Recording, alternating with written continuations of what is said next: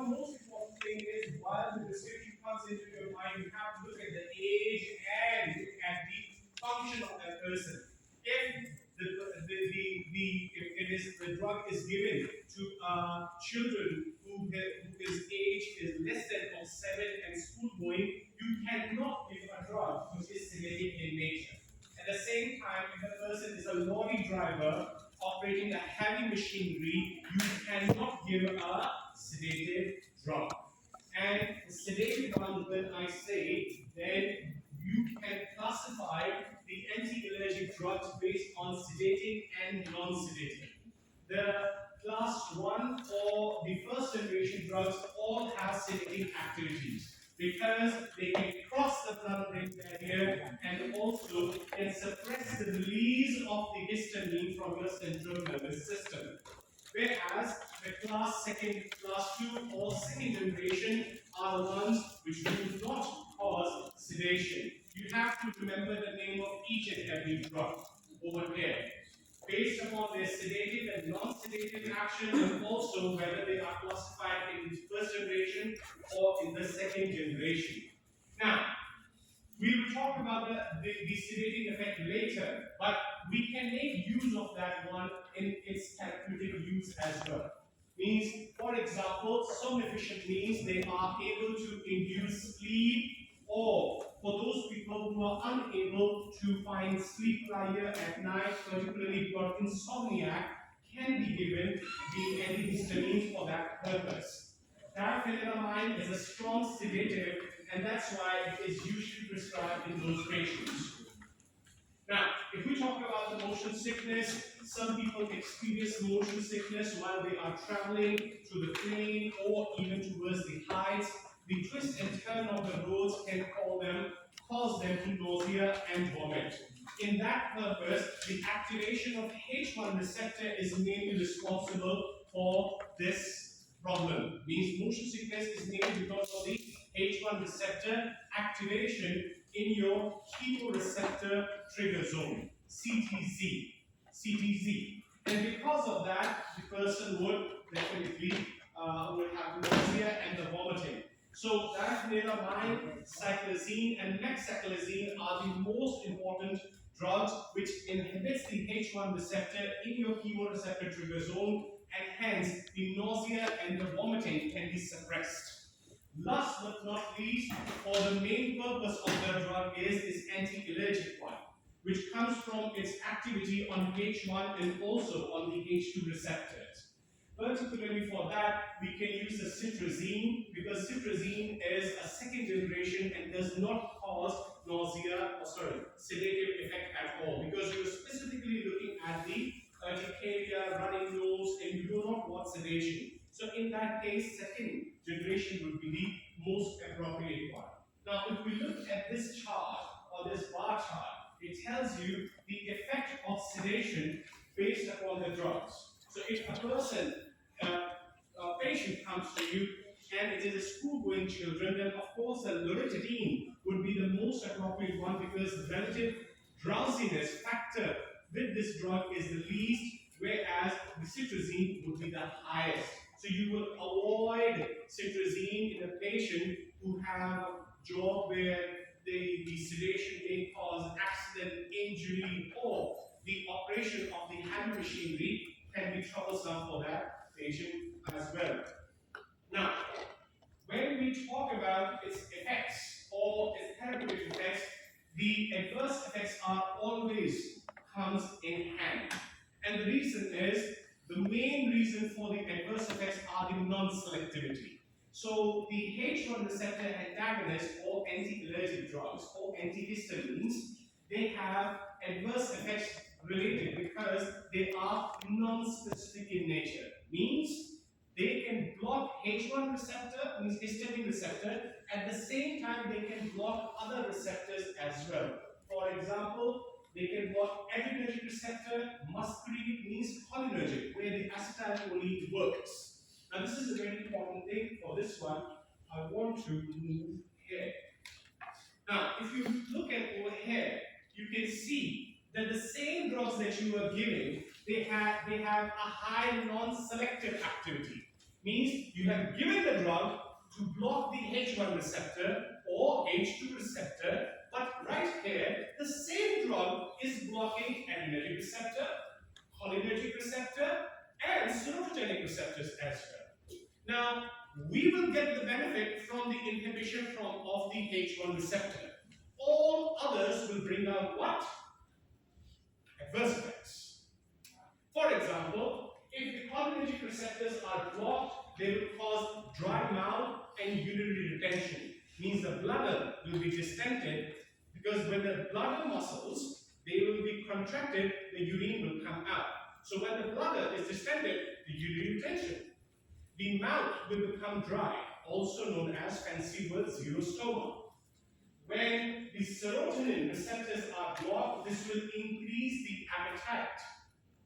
Right? So all the good effects that we want, means particularly we want the some of the allergic and anti-inflammatory, rhinorrhea, sneezing, all that effect is coming from the H1.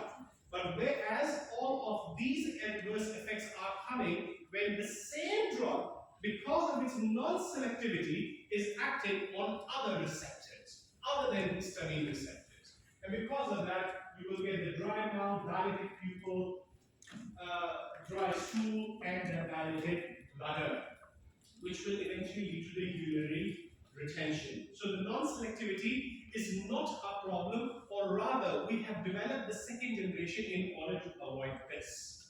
Because the second generation are more specific towards the histamine receptor rather than the other receptors present in the body. Now, like I said, second generation are preferred when it comes to the anti-allergy because they have no cholinergic effect, the blood-brain barrier crossing capacity is less, hence no sedation and drowsiness, and last but not least, do not impair psychomotor activity. Means person can drive, can operate heavy machinery, and can perform any other function where alertness is required. Now, of course, we have discussed this one in detail, which one of the drug. First one, second B is antihistamine. Antihistamine won't be able to reverse all the effects. We will use adrenaline in order to cope up with all the effects produced by the histamine on H1 and H2 receptor, which is bronchoconstriction, vasodilation, and all that stuff. Now, if we talk about the drug interaction, this drug interaction profile is not so strong. But at the same time, if the drug is being used with the alcohol, it can enhance the sedation property. And this can lead to driving difficulties. Then, the first generation histamine reduced the effectiveness of cholinesterase inhibitor. These drugs are specifically used in the Alzheimer's disease, in which the person has a forgetful behavior. So, if the person is being treated for the Alzheimer's disease, the antihistamine drugs can affect the action of those drugs. For example, danzicol or rivastigmine. Now, toxicity is not a problem because these drugs usually are given at therapeutic doses. They don't produce any systemic effects, or rather, they cannot produce any toxic effect. But yes, some of the effects which you will see is mainly because of the high concentration is due to the blockage of the alpha receptors and the other receptors on which they act. For example, postural hypertension. Postural hypertension is mainly due to the blockage of alpha-1 receptor. Then, allergic responses. Allergic responses means the drug is given as an anti-allergy, but at the same time, some individual can have an allergic effects with these drugs. Right? And conversion in the children. The rest is not a problem. It can be treated nicely without any problem. Now, this is a real life scenario, and I will suggest you to kind of look into this because we will discuss this in our tutorial. And when we are talking about the tutorial, we will discuss this case study in the tutorial in the form of the groups, the same groups that we have developed for the assignment and all that, right? Okay, means this question, this one over here, and the other question which I will give you, we will discuss that in the form of the groups. You will make the groups, you will discuss them, and then I will come to you one by one in the form of the group, and I will ask what is your response towards this question. Okay? Understand that? Okay. Now, if that is understood, then we are going to move towards a very different kind of a drugs.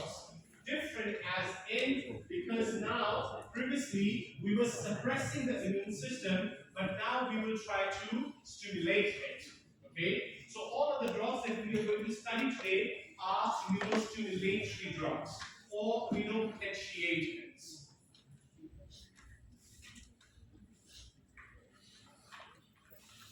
First of those drugs, now we want immune systems to be active, and if it is not active, these are the kind of the disease that our body can come across, where your T cell are not working efficiently, B cell complement system, and the phagocytic activity has been completely lost. It means that either the cellular component, humoral component, or innate immunity has been completely compromised. So do we have any other way to stimulate that effect? Yes, we have. First would be, we will consider the drugs, for example, like this one, proleukin. Proleukin, guys, it is exactly the interleukin 2 that we have studied before. But this is something has been genetically modified or being produced in the lab. Now, I don't need to emphasize what this interleukin does, right? When interleukin is released, it will activate the signal, calcineurin, and all that stuff. T cell activation takes place, and we know what it is used for, right? So this has exactly the same process.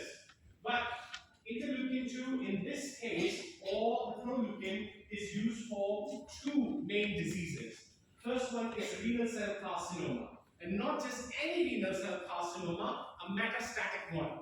Means this cancer can move in your body. And once we start with the therapy, then honestly speaking, the treatment is not 100% efficient. The outcome of the treatment is the person have a lifespan or longevity of only 48 months. Okay, with this drug, the adverse effects are high, but at the same time, if the patient has reached to the stage 4 and there is no other treatment now working, then we will consider the proleukin. And the proleukin is specifically used for renal cell carcinoma or metastatic melanoma. Now, adverse effects include exacerbation of pre-existing and initial presentation of autoimmune disease. Means when you will induce interleukin 2, of course, it will boost up the immune system, but if there is any underlying autoimmune disease, anyone's cirrhosis, you name it, or rheumatoid arthritis, or anyone, it will surface very quickly, right? So you need to balance out this risk to benefit ratio. The most common adverse effect associated with this one is flu-like symptoms, meaning running nose, sneezing, and coughing. Now, the second thing that we want to use is interferon gamma. Now, interferon gamma is an alarmin. Alarmin means your immune cells produce interferon gamma, and if any cell is infected with any virus, it will produce excessive amount of interferon gamma. And you know what it will do? It will go and tell the other cell that I'm infected, prepare yourself. This is exactly what it does. And that's why it is known as alarmin. Means it alarms other immune system, other immune cells. It serves as alarmin. Now, interferon gamma specifically acts by increasing the synthesis of tumor necrosis factor. Tumor necrosis factor is also a cytokine, and this one is specifically used for this one is used for the CGD. Now, what is CGD? CGD is chronic glomerular disease. In this disease, your macrophages have lost capacity for the phagocytosis. They exist. They can engulf, but they cannot kill. And when they cannot kill, what will happen? One macrophage, two macrophage, three macrophage, hundreds of macrophage will try to make a lump around that virus or that bacteria. Now, and they will try to keep or separate that bacteria or virus from the rest of the body. But when that happens, a mass develops. And that mass is painful as well. Okay? And that mass is known as the process is known as the chronic glomerular disease. Now, in order to deal with it, we can use interferon gamma, and for that purpose, what we will do is genetic defects in any component of oxidase system. Oxidase is to neutralize your virus or your bacteria or any pathogen which is being phagocytosed. Now, if that oxidase system is compromised, all of the other phagocytosis activity will be compromised. Then, when you give this, compromising of effective function allows survival of microbes and granuloma formation. The mass which I talked to you about, that is known as granuloma. Any formation of the mass in your body, other than your organs and normal, is denoted with oma. Okay? That oma means it's a tumor. It could be benign or malignant. Either ways. So this can be dealt with by giving drugs, particularly interferon gamma. Now, there are few plant-based products, and these plant-based products are helpful in not only stimulating the T cell production, but they also increase neutrophils and macrophages, their activity towards the phagocytosis. Now, one of this one is Tinea purpura. This drug or this plant specifically is very important because it stimulates the immune tissue growth, it increases the activity of anti-tumor cells and promote the T cell activation.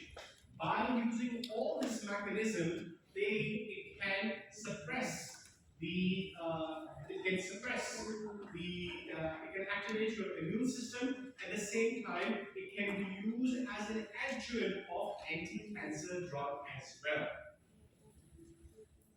Now, this same everything which is written for the previous drug is true for the European mistletoe. But at the same time, this drug or this plant has another activity. It is a direct cytotoxic drug. Means it can kill. Means at the same time it can activate T cell, whatever. It has two other activities which were not mentioned over there. It has this slightly cytotoxic. Means it can kill the cancer by itself, number one. Or number two, it can activate dendritic cells. It can help in activation and maturation of dendritic cells. So APC activity can be enhanced by the use of these plant-based immunopotentiators. Now, the most important drugs or the entities which are used for potentiating, or the true immunopotentiators, are your vaccines, right? And they are being used for hundreds of years now in order to potentiate your immune cells. Now, vaccines are around us, and now we've been able to develop vaccines in a different manner. Now, how do vaccines work? Vaccines mainly work by simply giving you a portion, either a virus present in a whole form, means it's a whole body virus, but it is dead. That's one, right? Or you are presenting a virus which is not so virulent, not so pathogenic, and when your immune system gets exposed to it, it will get activated and will produce an immune response, right? So, of course, this is how your immune system works. We give a hint to your immune system, to your immune cells. Instead of getting infected by the strong pathogenic, we give a very weak pathogen so your immune system can recognize, number one, and can start an immune response against that weak virus or the pathogen. And based upon this one, we have developed these kind of vaccines. The vaccine number one is the kill and inactivated. Means the virus is there, it's killed already, dead, right? Second one is live attenuated. It is live, but we have broken its leg. No, viruses don't have leg, right? But we have taken, we have made it weak. We have weakened the virus or bacteria. Toxoid. Toxoid are the chemicals produced by your, mostly the toxoid are produced by the bacteria. And these bacteria, the proteins, these are proteins when your bacteria is inside your body, it will release certain proteins in order to induce its maximum effect. That are known as the toxoid. And subcellular fragments and DNA. Now let's see what are they. The first kind of the vaccine that we are talking about is the killed and inactivated vaccine. Example of that is whole cell pertussis, inactivated polio vaccine, hepatitis A, and this. Now, as the name suggests, what are we doing over here? We are taking an entire organism, either we're killing it or inactivating it. Activating how? By either giving thermal treatment, by heat, by radiation, or many other ways. By doing this, we are making a virus, simple as that, weakened, right? Now, because of that, it is inactive and killed. The response written over here is produce incomplete and short-lived immune response.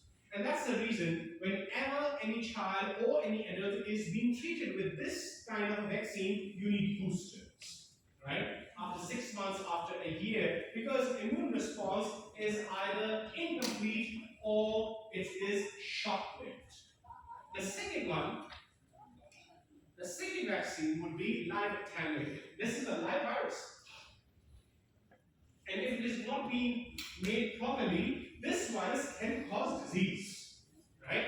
Means you have developed a virus, attenuated a virus, but you are not able to do so, so it can cause disease. And in the past, when the biotechnology was not so efficient, it has done that. Now it's not. So the type of vaccines are BCG for the tuberculosis, oral polio vaccine, Yersinia zoster, and these kind of diseases are dealt with the live attenuated.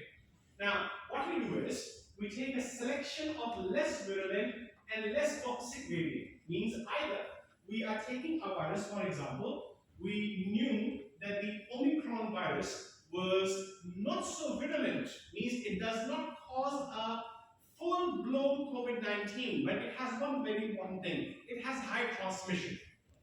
Means disease was not there, but the transmission was high.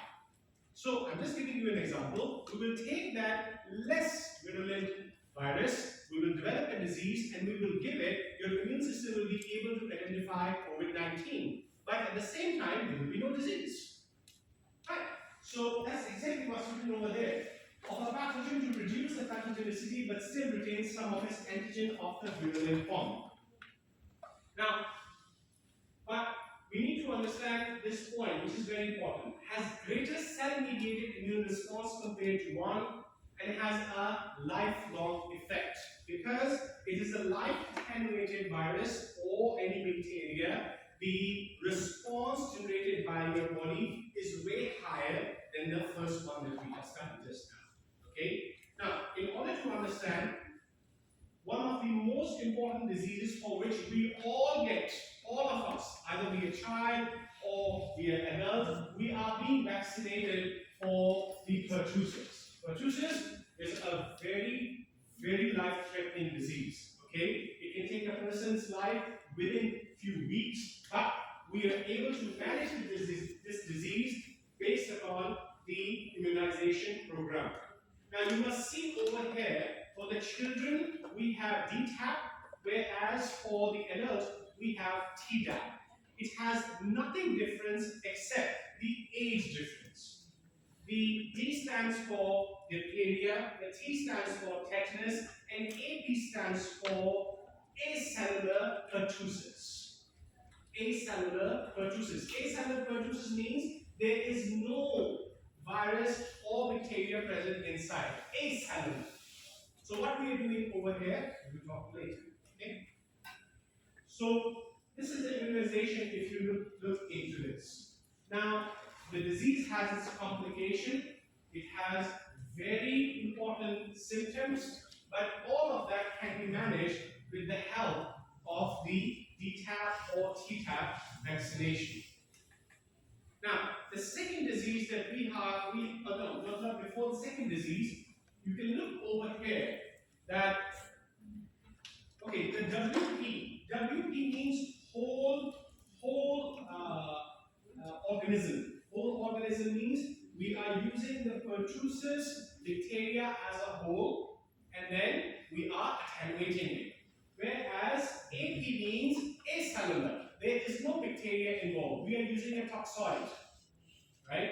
And you can see the effects of both of them are quite different from each other. Now let's see how they are different. Whole cell pertussis vaccine containing an entire inactivated organism, while the acellular contains parts, subunits. Means we will take a little bit of something from its outer cell membrane, something which is served as an epitope. So we will take the subunits, including the toxin itself.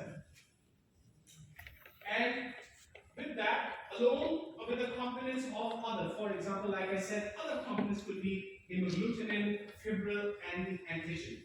Now, while we are doing this in order to make the vaccination safe, so that when it is inoculated into the children who does not have developed a proper immune system, the pertussis outbreak doesn't take place, right? That's why we have shifted from WP towards the AP by changing the response of the immune system towards the vaccine. The second important disease that we are able, in Malaysia at least, there is no polio cases which has been reported in the last 10 years. Unluckily, and I'm very shameful that in my country, in Pakistan, there are still cases, right? And just like in Malaysia, I hear rumors about the COVID vaccine. There are rumors about the polio vaccine in my country, right? They make stories about it, right? The stories which are only going to harm the young children and they're going to be crippled because of those foods. Now, polio vaccine over here, you can see it is a very, very, very important disease because when it happens, there is no reversal to it. You cannot treat that disease. There's only prevention rather than the cure. And the immunization of that one is very easy. You have to do 3 doses, that's it, and plus extra 1, right? And with that, you will be able to get the polio against the immunization against the polio for the rest of your life. And if you don't get it, then it will cripple your limbs, particularly by shutting down your central nervous system. Means your central nervous system is responsible for controlling your extremities, means your legs. If your central nervous system is not sending out the signal, your body will start thinking, oh, these parts are of no use. I'm not supposed to develop muscles of them. And that's exactly what happens in the polio. Where the central nervous system is affected, limb paralysis over there. Other than the vaccine, you can simply do the simple hygiene methods and we can prevent this disease from happening. For example, boiled food, using hand soap, and peeling out the fruits and the vegetables before you are using them. Now, the first generation vaccines, in this one, like you have seen, that there was a whole cell and then there were acellular. That is mainly because we have developed first generation and then second generation vaccination. The first generation vaccine is made by live attenuated pathogens and it has a possibility of returning to natural or infectious form. Means they can cause disease if they revert back to their viral state. Right? That was the first generation. That's why we came up with these second generation ones. And in the second generation ones, the most useful ones are the toxide ones. Okay? Diphtheria and tetanus is being treated with the toxide vaccines. Now, first of all, we are not using any pathogen over here. No attenuated, no kill, whatever. We are only using a part of their protein, particularly protein-based toxin produced by the bacteria. Means the bacteria, they are capable of inducing the symptoms of the disease by releasing certain kind of proteins. These proteins are known as toxoids because they serve as a toxin for us. Right? For them, it's not toxoids. They are not toxins. For them, it's helpful for them because they want to cause disease to us. Now, made from inactivated toxic compounds from the pathogen that cause disease, and these compounds themselves do not cause disease at all. Means if you inject into the body, there is no chance of returning back or causing disease in an unimmunized individual. So these are the safest ones so far. Subunit ones. Now the subunit ones, they are being made from an antigenic part. Antigenic part, you remember the epitope that we understood. The epitope with which your immune cells binds and then gets activated and recognize the pathogen. That epitope is used over here as an antigenic part.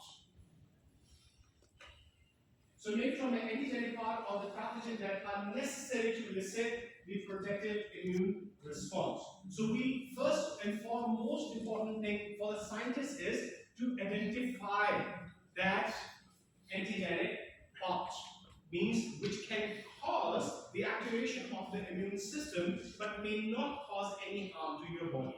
So the most important part is for the identification of the epitope or the antigenic parts. Now, less strong immune system responds to the two, but safer and more stable.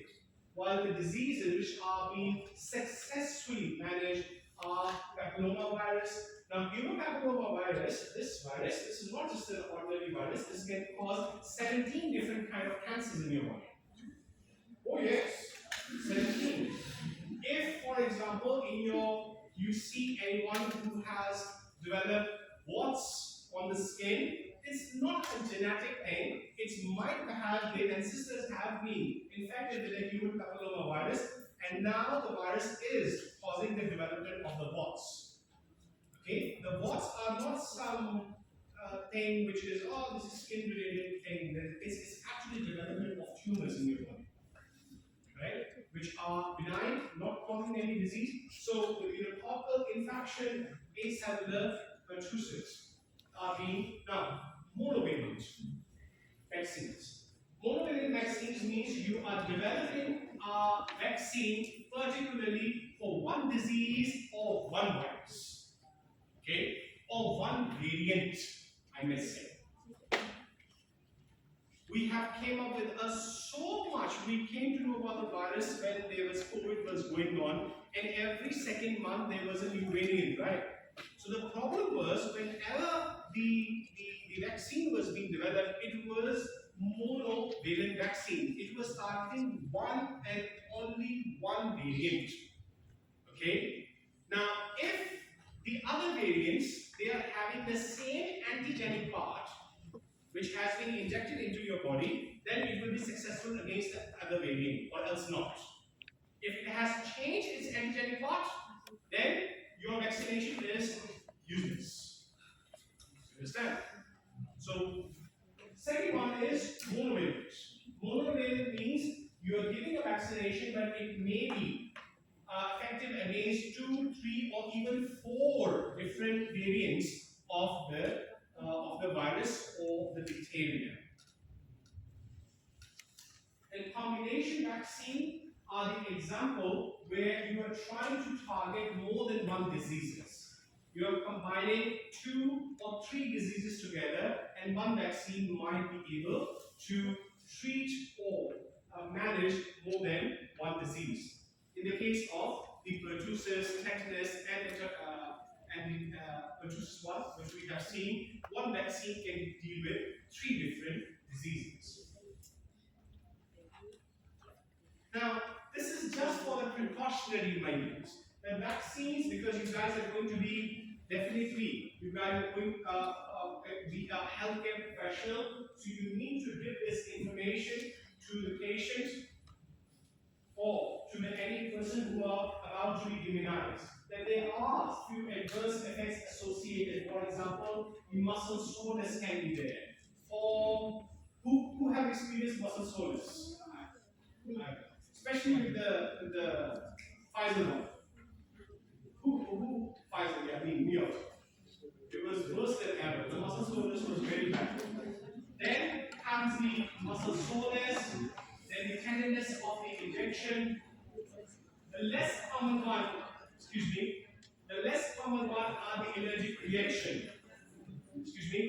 Less common one are the allergic reaction induced by the vaccines. But I was fortunate enough to work in a vaccination center for 4 months. I have seen 2 reactions, and they were very bad.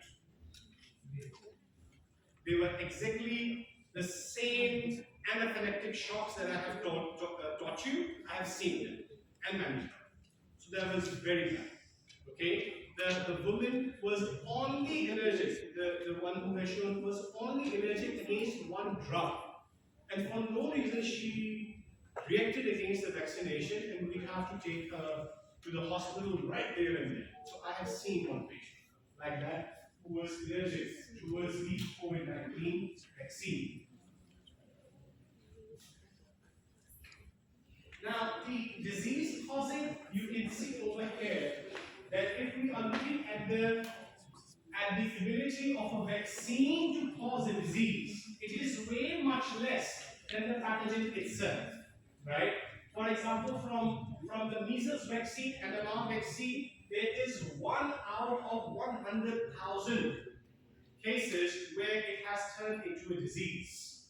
Means the virus or the bacteria has turned viral, and now it has become a full-blown disease. Whereas with the vaccine, the chances are very, very less, very rare now.